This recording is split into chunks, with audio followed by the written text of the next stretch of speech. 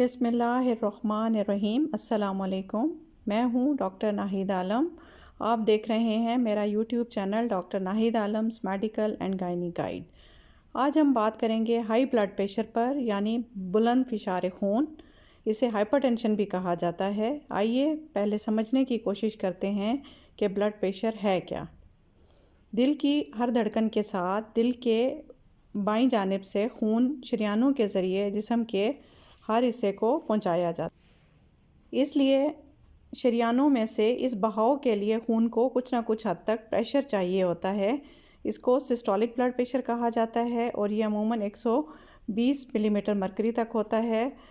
اسے اوپر والا بلڈ پریشر کہا جاتا ہے، جبکہ پھر وہی خون سارے جسم سے جمع ہو کر دل کے دائیں طرف پہنچتا ہے۔ اس دوران دل آرام کی حالت میں ہوتا ہے۔ اس وقت دل کے اندر جو کم سے کم پریشر ہوتا ہے اسے ڈائسٹولک پریشر کہا جاتا ہے اور اسے نیچے والا پریشر کہتے ہیں۔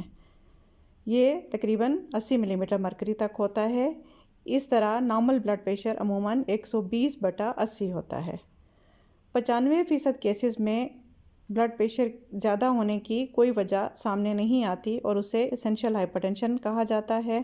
صرف 5% کیسز میں بلڈ پریشر کسی بیماری یا دوائی کے نتیجے میں سامنے آتا ہے۔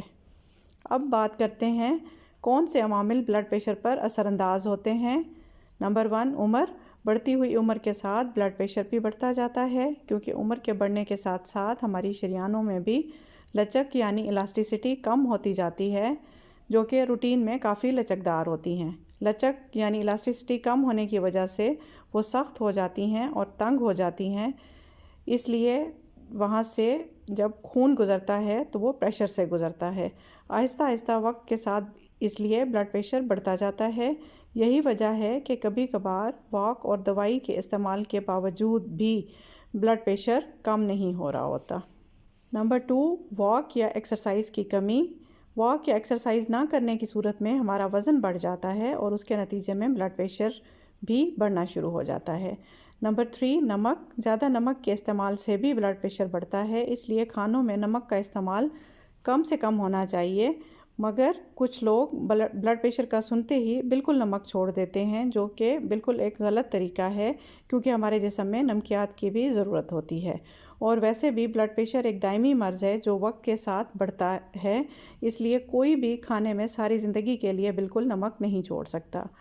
آپ نمک کھائیں ضرور، مگر جتنا پہلے استعمال ہوتا تھا اس کا آدھا کر دیں، یعنی اگر آپ پہلے 2 چائے کے چمچ نمک استعمال کرتے تھے تو وہ اب 1 چمچ پر آ جائیں۔ ریکمنڈیشن کے حساب سے ہم پورے دن میں 1 چائے کا چمچ نمک استعمال کر سکتے ہیں۔ نمبر 4، چکنائی۔ زیادہ چکنائی سے بلڈ پریشر بڑھتا ہے، اس لیے گوشت اور چکنائی دونوں سے پرہیز کرنی چاہیے۔ نمبر 5، موٹاپا۔ موٹاپا سے بہت سی بیماریاں جنم لیتی ہیں، جس میں سر فہرست بلڈ پریشر ہے۔ زیادہ موٹاپا سے بلڈ پریشر بھی بڑھ جاتا ہے، اس لیے اکثر ڈاکٹرز وزن کم کرنے کا مشورہ دیتے ہیں۔ وزن کم کرنے سے بلڈ پریشر بہتر ہو جاتا ہے۔ نمبر 6، سگریٹ نوشی انتہائی مضر صحت چیز ہے، جس کے استعمال سے نہ صرف بلڈ پریشر بڑھتا ہے بلکہ بہت سی بیماریاں جنم لیتی ہیں۔ نمبر 7، خاندانی مسئلہ۔ یہ موروثی بیماری بھی ہو سکتی ہے جو خاندانوں میں چلی آ رہی ہوتی ہے۔ ایسے مریض میں بلڈ پریشر زیادہ جلدی عمر میں بھی ہو جاتا ہے اور زیادہ شدید بھی ہوتا ہے۔ نمبر 9، ذہنی دباؤ یا پریشانی۔ اس کا بھی ہماری زندگی میں بہت عمل دخل ہے جو بلڈ پریشر کو کافی حد تک بڑھا دیتی ہے، اس لیے اگر ہم بلڈ پریشر سے بچنا چاہتے ہیں تو زیادہ پریشانی مول نہیں لینی چاہیے اور اللہ توکل کرنا چاہیے۔ Number 10، insulin resistance. بیسیکلی تو انسولین ریزسٹنس سے شوگر ہوتی ہے، لیکن یہ انڈائریکٹلی بلڈ پریشر کو بھی بڑھا دیتی ہے، کیونکہ شوگر اور بلڈ پریشر کا چولی دامن کا ساتھ ہے۔ نمبر 10، شراب نوشی۔ یہ بہرحال ہمارے معاشرے میں اتنی عام نہیں ہے۔ نمبر 11، کچھ دوائیاں بھی بلڈ پریشر کو بڑھا دیتی ہیں، جیسا کہ اسٹیرائڈ کے استعمال سے، یا کچھ پین کلرز بھی بلڈ پریشر کو بڑھا دیتے ہیں۔